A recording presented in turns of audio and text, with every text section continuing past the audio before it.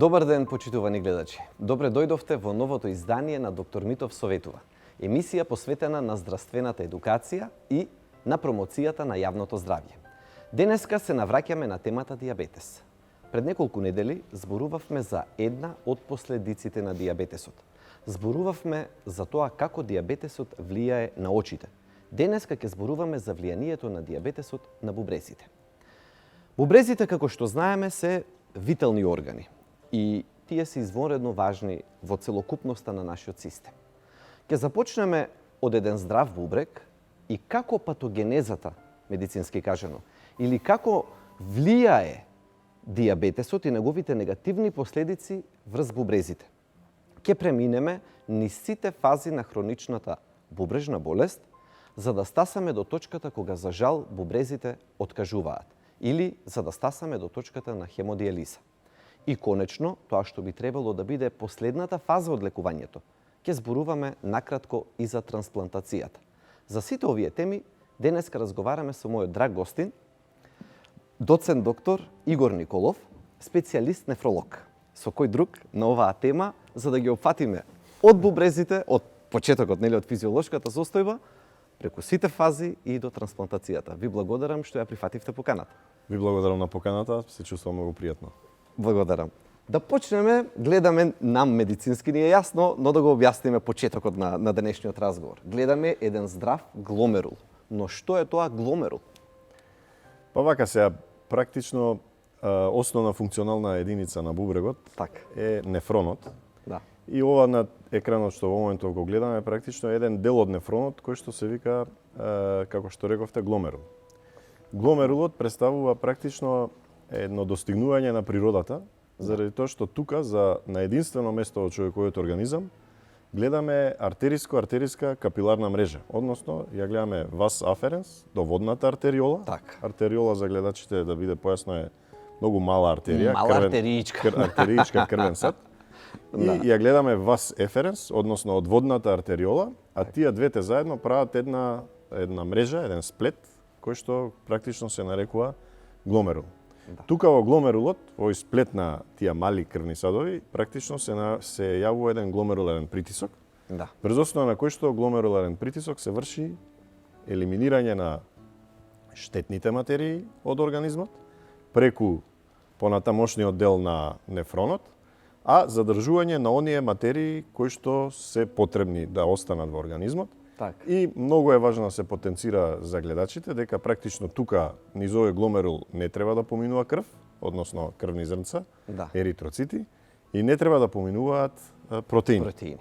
Така да гломерулот представува еден природен феномен на природата кој што се наоѓа токму тука во бубрегот, и во бубрегот има огромна бројка на вакви функционалниот бубрег, има огромна бројка на вакви нефрони, околу 2 до 3 милиони, кои што секако имаат ваков гломерул, низ кој што се врши практично гломеруларната филтрација. Гломеруларната филтрација настанува како резултат на тој, реков веќе еднаш, притисок, излегуваат штетните материи и подоцна низ изводните канали на нефронот, еден дел од тие материи, електролити, вода и се штото, врз основа се што е друго, врз основа на потребите од организмот, се враќаат назад во телото, еден дел продолжуваат и се елиминираат на крај како мокрача. Така. Толку сосема кратко и јасно ги објаснивме основната функција на бубрезите. Каде настануваат проблемите со дијабетот? Каде на ова ниво дијабетот почнува да влијае или која е, така да речеме медицински, ако се изразиме, патогенезата на оваа состојба? Вака, дијабетот е практично, веројатно сте зборували и на минатите емисии, представува епидемија на 21. век. Така. Бројот на пациенти со дијабет се повеќе и повеќе се зголемува, посебно последните 2 децении. Да. Представува една епидемија која што се шири упорно, посебно со современиот начин на живење. Инаку во основа станува збор за системско заболување, кое што се карактеризира, не знам дали е спомнато, се карактеризира со афектирање, односно со зафаќање да повториме обавезно големи крвни садови, значи макроангиопатии и микроангиопатии. Така. На ниво на микроангиопатии спаѓаат оштетувањата токму на овој гломерул, односно вас аференс и вас еференс. Така. Додека исто така сте спомнале во едни од емисиите, на ниво микроангиопатија спаѓа и ретинопатијата, За тоа зборував. и сте зборувале, и исто така спаѓа и невропатијата, каде што практично имаме оштетување на периферните ситни нерви, каде што немаме доволна вазоконстрикција, односно стеснување и ширење вазодилатација на периферните крвни садови.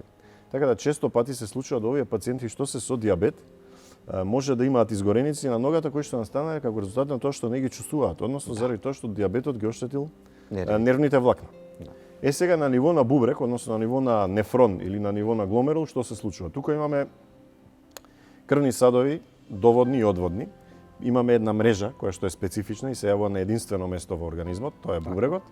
Добро. Кога ќе имаме диабет, односно пациентите кои што имаат диабет, структурата на зидот на овие крвни садови се променува.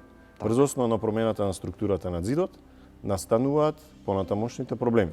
Да. Во зависност од времетраењето на диабетот, Кога отприлика манифестацијата може да биде порана или покасна. Сега тука за појавувањето на симптомите кај бубрезите практично повеќе фактори се испреплетени. Има одредени генетски фактори кои што се вклучени, има одредени фактори на метаболизмот кои што се вклучени.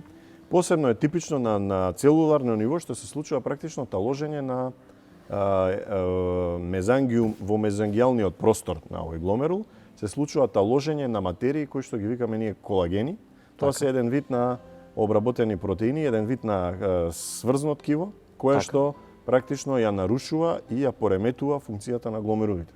И на крај, со тек на време, добиваме, односно доаѓаме до една состојба да гломерулите се стануваат еден по еден постепено нефункционални, така да диабетичарите веднаш не заболуваат од бубрезите, но со тек на време, едно 10 до 15 до 20 години, зависно од генетските фактори, зависно од другите фактори, како што се артериска хипертензија, дали е добро контролирана, начинот на исхрана, нивото на шекер, што е многу важен, нивото на диабетот дали е добро контролиран, сето тоа влијае на степенот на прогресија на ова така наречена, сега се нарекува веќе диабетична нефропатија. Не значи дека сите пациенти ќе развијат диабетична нефропатија, но има пациенти кои што развиваат диабетична нефропатија многу брзо.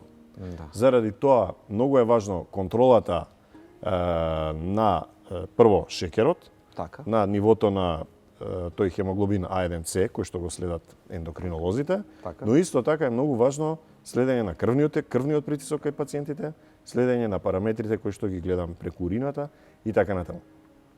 Примарно и принципално што се случува практично таложење на колаген во мезангијалниот простор и на тој начин гломерулите еден по еден или во група стануваат нефункционални, со самото тоа бубрезите стануваат нефункционални и влегуваме во така наречена диабетична нефропатија која што со тек на време доведува до хронична бубрежна болест, зависно од кој стадиум ќе биде.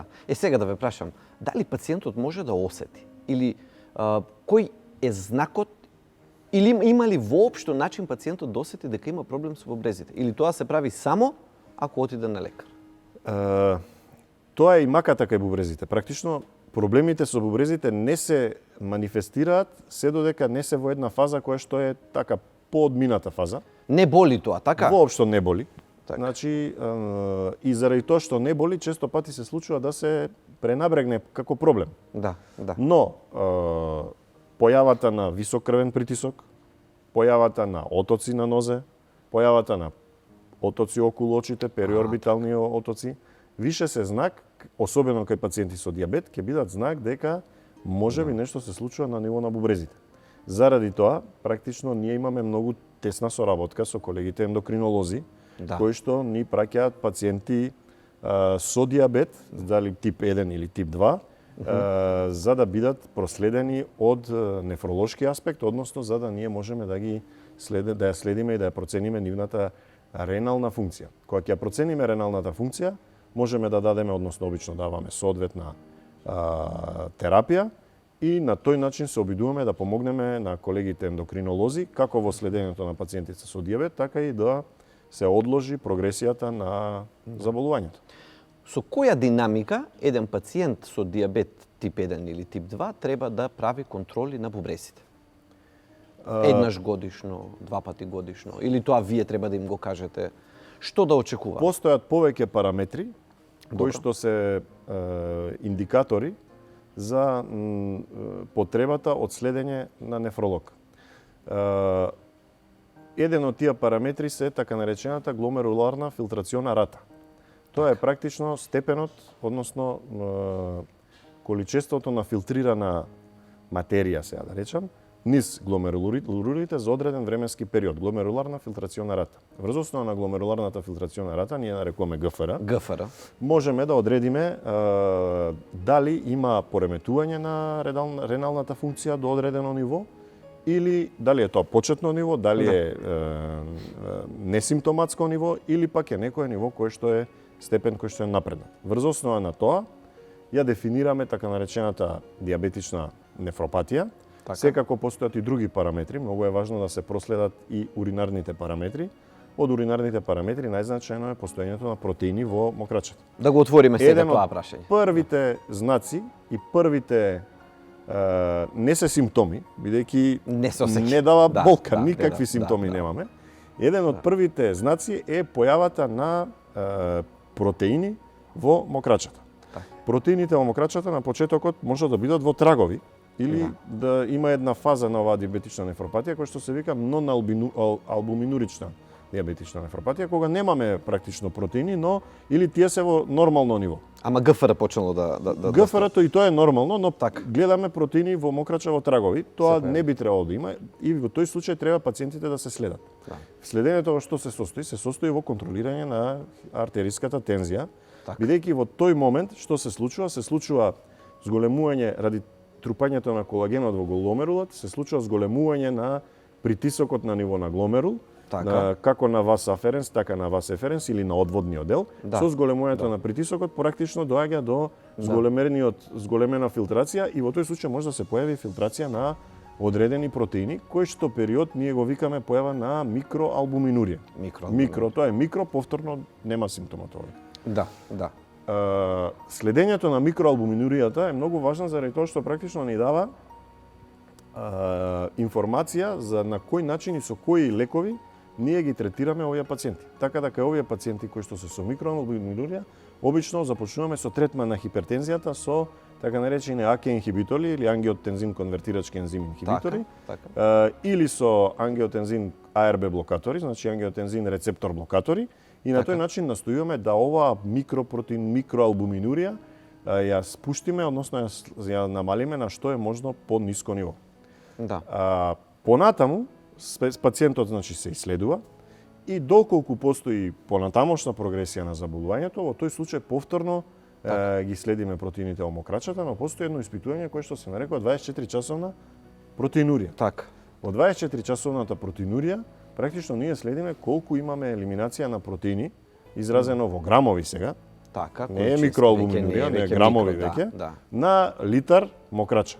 Може да се случи да на литар мокрача има пациенти кои што губат и до, сега ова е напредната стадиум, до 4, 5, 6 грама на протеини, што е едно значително ниво и кое што веќе би требало да даде симптоматологија. Симптоматологијата би била отоците, кои што ќе бидат некардиогени отоци, односно така ги викаме од ренално потекло, периорбитални отоци би можеле да се јават и исто така би дале еден висок притисок, една целокупна дисфункционалност заради недостаток на вкупниот нивото на протеини во организмот.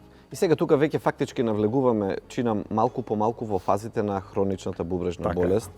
И дали можеме да ги објасниме колку се тие фази, кои се фазите? Можеме да отидеме и на следниот слайд со цел да малку, тоа беше објаснувањето за протеиnuријата, што веќе го кажавте, но можеме тука и да почнеме да го објаснуваме моментот на хроничната бубрежна болест. Овдека значи ја гледаме причините кои што може да доведат до протеинурија, тие се различни, но бидејќи денеска зборуваме за диабетот, станува збор практично за едно системско заболување, кое што системско заболување може да доведе до појава на протеинурија. Со самото тоа може да доведе до појава на прво хронично бубрежно заболување. Хроничното бубрежно заболување е поделено во повеќе фази, од кои што иде од поголемата кон пониската. Значи поголемиот стадиум, стадиум 5, е хронична бубрежна болест кога бубрезите се веќе терминално оштетени, односно се нефункционални Да. И тука ви ја спомнав таа гломеруларна филтрациона рата како маркер, односно како мерка која што ни дава индикатор дека пациентот, односно бубрезите се оштетени прилично напреднато и дека пациентот потребно е да добива така наречена ренална заместителна терапија. Тоа го правиме кога ГФР ќе падне под 15 мл на минута. Да. Потоа имаме стадиум 4, тоа е предтерминален стадиум. Стадиум Така. 4, во кој што стадиум 4 практично гломеруларната филтрациона рата е помеѓу 15 и 30 мл на минута. Добро. Во тој случај бубрезите се оштетени до одреден степен, постои протеинурија до одреден степен, но ние интервенираме медикаментозно. Така. Не правиме интервенција во смисла да треба да правиме диализа, туку третираме медикаментозно со таблетарна терапија, со коригирање на факторите кои што доведуваат до прогресија. Така. Корекцијата на факторите кои што доведуваат на прогресија секако се хипертензијата, соодветното контролирање на шеќерот, Така. следењето значи на гликемијата, следењето на хемоглобина А1С, контролирање на сите останати параметри, инфективните параметри, бидејќи кај диабетичарите, веројатно сте спомнале на претходните емисии, во мокрачата има поголемо количество на глукоза. Поголемото количество на глукоза шекер представува една поволна средина за развој на бактерии. Често пати кај овие пациенти се развива уринарна инфекција, посебно кај оние кои што имаат лошо контролиран диабет. Исто така во оваа фаза и во претходните, во фазата 3 и фазата 2, можеме да влијаеме преку диететскиот режим. Многу е важно начинот на исхрана кај овие пациенти, посебно овие пациенти кои што има разлика начинот на исхрана, пациентите кои што се пред диализа и пациентите кои што се на диализа. Тука вие сте еден експерт кој што може прилично да придонесе. Значи, начинот на исхрана, внесот на количеството на протеините, внесот на минералите, кај пациентите во стадиум 4 може да дојде до појава на хиперкалиемија, која што хиперкалиемија ќе доведе до една аритмија. Аритмијата може да има последици како, бидејќи диабетот дава последици на големите крвни садови, значи ќе даде последица на срцето. Аритмијата може да доведе чак и до фатални исходи. Може да доведе до потреба од стентирање, потреба од бајпаси, така да сите овие компликации се среќаваат кај диабетот и тоа се прилично напреднати заради тоа што практично се бориме со едно системско заболување кое што делува на ниво на сите крвни садови. Така. Сега веќе малце тргнавме од назад, значи пред стадиум 4 е стадиум 3. Во стадиум 3 што се случува? Гломеруларната филтрација е помеѓу 30 и 60 мл на минута.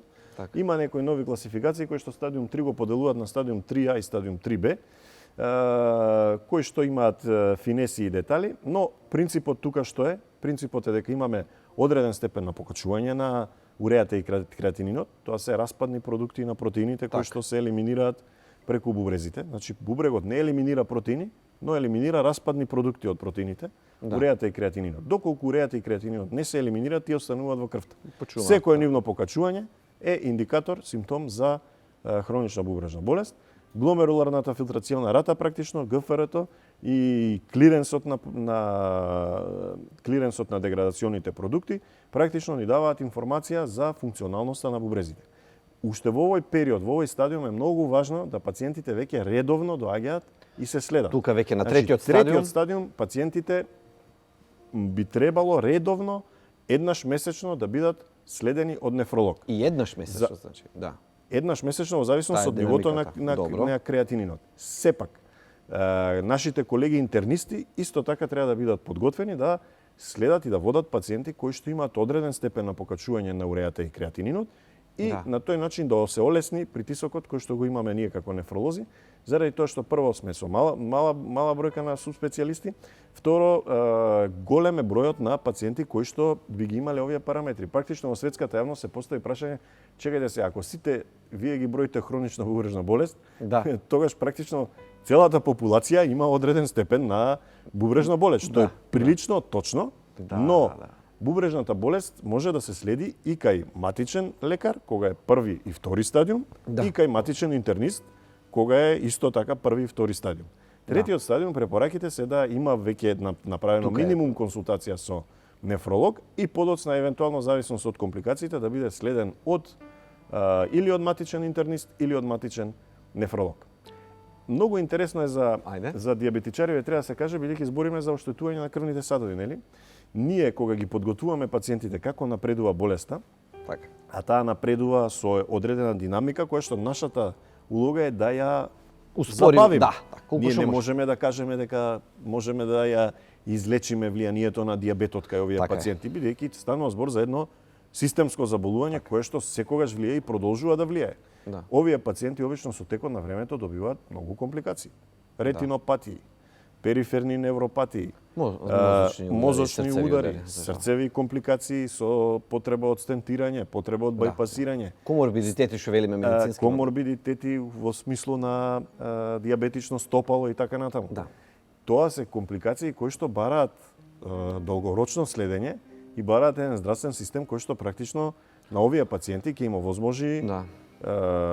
како следење на параметрите лабораториски, клинички и останати, така и да им овозможи начин на соодветна исхрана, начин на соодветно згрижување на компликациите, на пример третман на промените на стопалото кои што би доаѓале од на запад имаат подолози, ние тие не ги гледаме, има потоа пациентите со дијабет одредени, оние кои што имаат одредено осигурување добиваат третман на педикир кој што ги соодветно ги заштитува да не се развијаат инфекциите и кои што секогаш не одат на ендокринолог или не одат да бидат одма третирани од нефролог.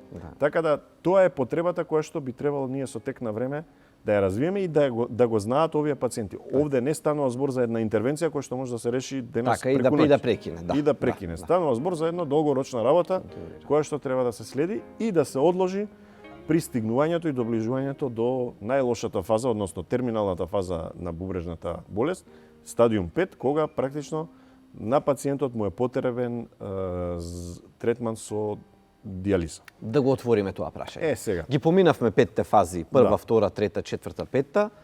За жал болеста прогредирала, дојдовме до точка на дијализа. Во некои податоци имам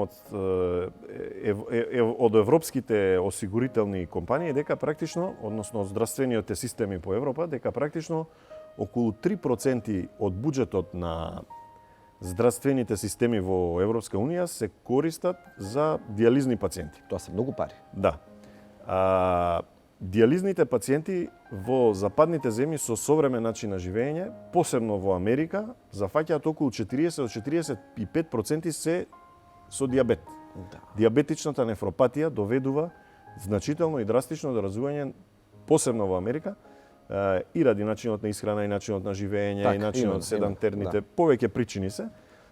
Но во Америка бројот на пациенти кои што се на дијализа, а се со дијабет е околу 40%. Во Европа бројката се движи меѓу 20 и 25%, до некои земји и до 30%, помалце. Кај нас, јас од кога сум се занимавам со проблематиката, практично бевме на една бројка од 10% пациенти со дијабет кои што се на дијализа, да сега сме на едно 20% од пациентите со дијабет да бидат на дијализа. Значи, бројката на пациенти расте, која што доведува до терминална бубрежна болест или стадиум 5.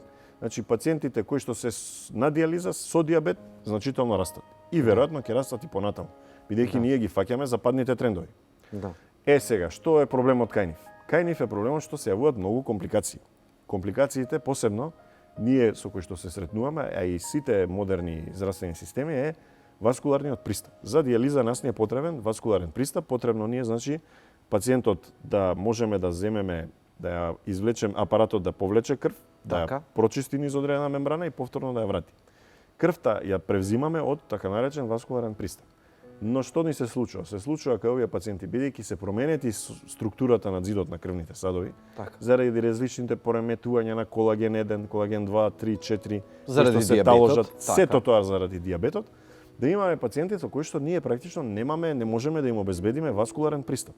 Со самото тоа не можеме да им дадеме дијализна сеанса, со самото тоа се зголемуваат можностите за компликации кај овие пациенти, кои што би се манифестирале со хипертензија, со развој на белодробен едем, со развој на мозочни удари и практично смртноста кај пациенти со дијабет кои што се на дијализа е поголема од пациентите кои што се нон-дијабетик, како што ги викаме, токму ради овие компликации. Сега, постојат повеќе модалитети за дијализа кој што модалитети на заместителна бубрежна терапија. Значи покрај дијализата има така наречена перитонеална дијализа. Тоа е нели прашањето кога пациентот ќе рече на едната рака има пристап од тука, па нешто се зезна, не може повеќе, не функционира, па мораме да преминеме на другата рака, па и таму ништо не бива. И сега што да правам следно? Доаѓаат пациенти и прашуваат сега како дијализата, или на кој викаат начин? овде имав 3 пристапи, сите се расипаа, овде имав 3 пристапи, сите Тука се велиме расипаа и повеќе. Значи ние сме направиле максимум, нашите хируршки оператори направиле максимум да обезбедат васкуларен пристап, но ради природата на болеста тие се расипуваат. Така. Опцијата е или да се направи перитонеална дијализа или да се направи трансплантација на бубрезите. Сега перитонеалната дијализа е специфична метода која што е развиена во земји каде што практично повеќе се вреднува раката на медицинскиот персонал. Така. Имено перитонеалната дијализа се прави дома. Не ви се потребни медицински сестри, се прави сам. Практично пациентите ја прават сами во домашна атмосфера. Добро. Потребно е одржување на хигиена и потребно е добра обука да има цел сет на капачиња, цел сет на конектори кои што треба да се одржуваат чисти. Практично пациентот треба да има една добра хигиена и услови за да може да ја прави. Овие честопати диабетичари кои што или кога немаме пристап, не можеме да обезбедиме добар пристап кај нив, можеме да ги префрлиме на оваа перитонеална дијализа која што е прилично добра метода. Може ли долгорочно пациентот да биде на перитонеална? Може да биде долгорочно на перитонеална, 5 до 10 години без никакви, имаме пациенти кои што имале никакви или минимални проблеми, со тоа што тие треба да се добро навежбани, добро натренирани и да си го спроведуваат тоа сами. Сепак, бидејќи тука дијализата се прави преку перитонеалната така наречена марамица или перитониум, Така. перитониумот со тек на време настануваат и кај него промени во смисла да се јавуваат сврзно ткиво, односно фиброзира. И на тој начин измената, односно брзината на прочистување спаѓа се со текот на времето. Така да најдобро решение за пациентите би било да им се направи трансплантација. Сега Доаѓаме до големото уште едно прашање. Да, доаѓаме до големото прашање. Па и реков и нели на самиот почеток на емисијата дека тоа е тој нормален след кој што досега го следиме. Почевме од сосема здрав нефрон, од сосема здрав гломерул, па кои се тие последици кои што ги има дијабетесот врз него, прва, втора, трета, четврта, петта фаза на бубрежна слабост, стасавме до хемодијализата. И сега доаѓаме до големото прашање на трансплантацијата. Тука имаме многу што да разговараме. Како е на почетокот да речеме како е вообичаено поставена трансплантацијата во светот, во една европска земја, а како е кај нас? Во сооднос, например, да зборуваме кадаверична наспроти останатата. Добро, вака. Ако тргнеме од епидемиолошките карактеристики. Во трансплантацијата практично представува една постапка или еден процес кој што ја отсликува организираноста на здравствениот систем. Целост. Целосен здрав, бидејќи тука се уклучени повеќе алки карики од здравствениот систем кои што треба да функционираат скоро перфектно, бидејќи ништо не е перфектно, треба да иде или безпрекорно или перфектно. Во светот бројот на во повеќето западни земји е најподобро развиена трансплантацијата од почина дарител, така наречена кадаверична трансплантација. Тоа е една процедура која што практично бара висок степен на организација, висок степен на планирање, висок степен на комуникација и поврзаност меѓу системите. И ние сме свесни за постоење на такви големи системи кои што се нарекуваат Евротрансплант, кои што се нарекуваат Франс Трансплант, во Америка е исто така посебен, каде што практично се случува процес прво на рекуперирање, односно на подигнување на детектирање на потенцијален донор, Да. о прелевирање, превзимање на органите од потенцијалниот донор, дистрибуција на органите каде што може да има потенцијален примател, хируршки зафати и пред и после и подоцна следење на трансплантираните пациенти. За сето тоа треба една организација на вистина високо ниво, така да практично има одредени трудови, одредени текстови кои што организираноста на здравствениот систем ја мерат според бројот на како индикатор. према бројот на остварени кадаверични Кадаверични. трансплантации, Е, седно трансплантација прашање. почина дарител. Едно прашање овдека. Може ли Македонија со големината колкава што ја има под 2 милиони да функционира со ваква трансплантација надвор од Евротрансплант? Па ние и сега функционираме надвор од Евротрансплант. Добро, но во смисол на негубење на органи, на еден степен на функционалност, на вмреженост. Во однос на големината на земјата, можеме да споредиме, Словенија е околу 2 милиони, па е дел од Евротрансплант. Така да практично потребата е да се практично има барање, односно има стандард индикатор за да бидете дел од целото тоа семејство, потребно е да имате околу 8 починати дарители на милион жители, што би било 16 починати дарители годишно и одредени други параметри кои што ја следат степенот на организираноста на системот. Интересно е, бидејќи зборуваме за дијабет, интересно е тоа што кај пациентите со дијабет, Така? најдобро е да се направи и во последно време се прави во светот блок трансплантација, односно во исто време се трансплантира бубрек и панкреас заедно. На тој начин пациентот го ослободувате и од дијабетот, И од дијабетот, и од реналната инсуфициенција, од бубрежната инсуфициенција.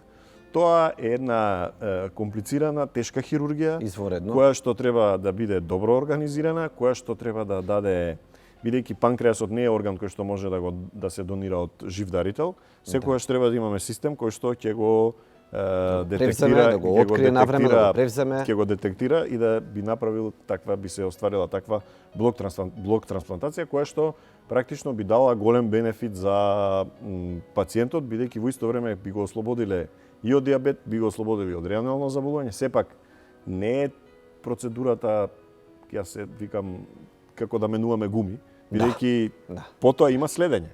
тука сакав да... Не се заврши операцијата, па готово пациентот да ми помисли дека сите проблеми и компликации му завршиле. Има терапија, има лекови, има следење, параметри кои што се следат, така да често пати луѓето мислат дека ќе завршат, па ќе си одат и више и готово, немаат потреба од здравствениот систем или од докторите и бегај да не ги гледам. Што е тоа што му треба на еден пациент како подготовка во пред да биде извршена трансплантацијата, а после ќе го одговориме и прашањето што е тоа, па што следува потоа. Оти луѓе некогаш па и се плашат, мислат на каква терапија ќе бидам јас ако ми извршат трансплантација, да не биде тоа многу проблематично, морам ли, треба ли, така да го фатиме моментот пред трансплантација и после трансплантацијата.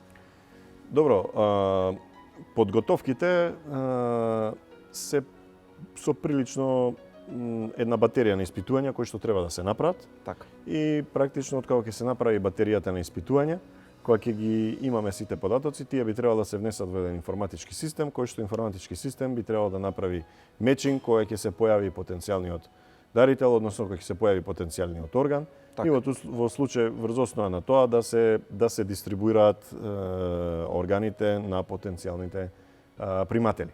Сепак подготовката практично е чисто исследување, доколку има одредени фактори да се земат во предвид и доколку има одредени проблеми да одредени пациенти се исклучат, односно не се запишат на листа на чекање, бидејќи често пати не можеме да ги запишеме сите пациенти на листа на чекање, посебно оние кои што имале преканцероза, оние кои што имаат ниска прогноза на живот, оние кои што ниска прогноза на преживување, оние кои што имаат ниска, како да кажам, функционалност на срцето, односно ежекциона фракција пониска, кој што практично оперативниот зафат би бил еден ризик. Тие луѓе ги повеќе би ги ставиле во ризик отколку да видат бенефит од целокупната постапка. Така да батеријата на испитување оди во тој правец. Потребно е да пациентите ги завршат тие испитувања и доколку практично го положат тестот, да речеме дека го положат тестот, може да бидат дел од луѓето кои што би ги рекле чекачи, односно да бидат на листи. Сега специфично е тоа што е многу важно да се има соодветни листи на чекање. Листа на чекање за панкреас и бубрек би требало да биде водена од клиниката за ендокринологија. Листа на чекање за црн дроб би требало да биде подготвена од гастроентерохепатолози. Така да целокупните листинзи е многу важно да постојат, да ги има, Исто така многу важно е да се одржуваат, бидејќи ви имате пациент, имам пациент многу интересни прашања. кој што во текот на годината додека вие сте го запишале на листата, на пример направил нов мозочен удар или имал некој инфаркт или не дај Боже нешто комплицирано, и во тој случај треба да се нотира и има одредени кои што би испаднале од таа листа или развиле некаков малигном, некој карциноза и така натаму. Како изгледаат тие листи на чекање? Тоа е во форма на ранг листа?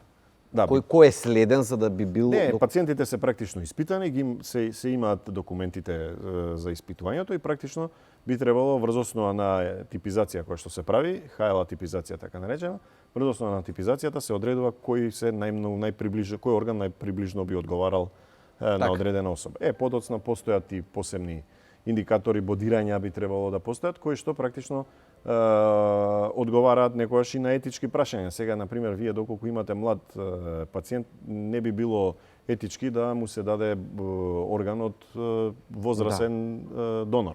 И одредени други прашања кои што практично се решаваат врз основа на стандарди од Евротрансплант, односно од европските земји.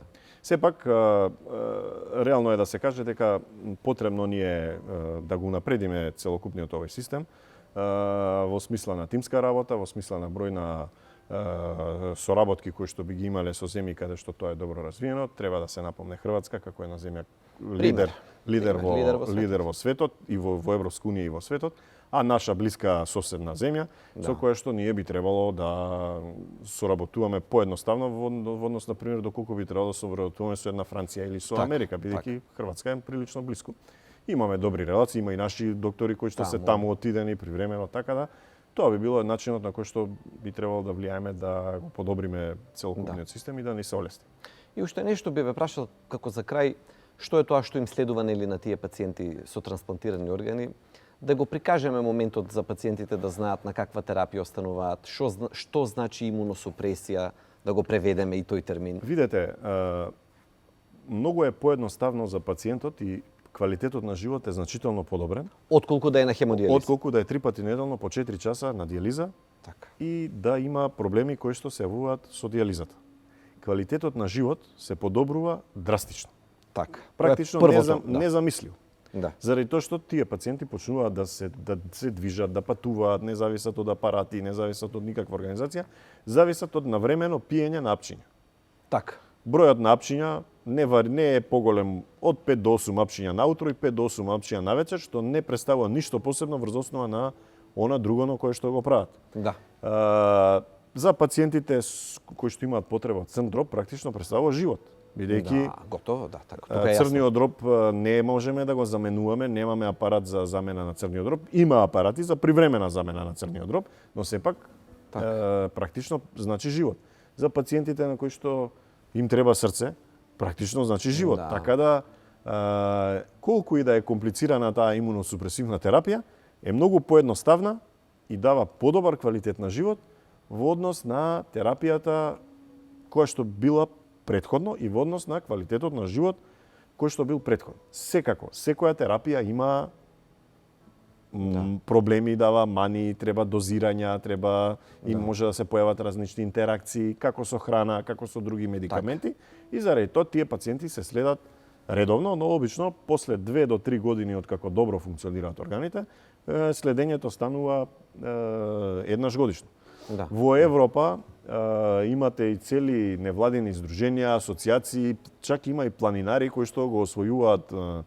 Последниот пат беше го освоја Монблан на Алпите, пациенти кои што со трансплантирани органи, без некои брзања, напори страшно, но сепак е напор, но е значително и тоа тие го направи со цел да се промовира органодарителството, да се промовира развојот на целата оваа процедура, што е практично една круна на медицината, односно тоа е врвот кој што можеме да го и не за џабе направиме. Да, и не за џабе, нели како што кажавте, дури и целосни здравствени системи ги стават под индикатор токму на бројот на трансплантации. Колега Николов, многу ви благодарам. Ми летна времето, значи благодарам за поканата, може не се дозборивме, имавме уште. Не, има уште многу дефинитивно. Времето ни е ограничено, но во наредна прилика повторно ќе разговараме. Уште еднаш ви благодарам што ја прифативте поканата. Ви благодарам и на вас уште.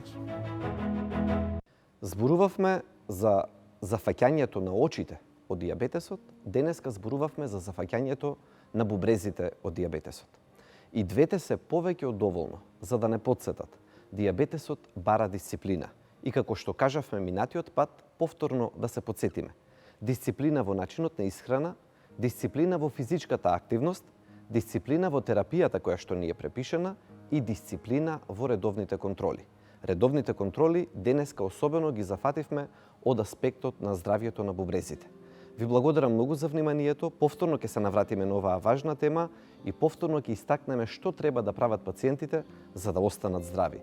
Голема благодарност до Алкалоид и до Авицена, бидејќи го поддржуваат овој проект. Пријатен ден!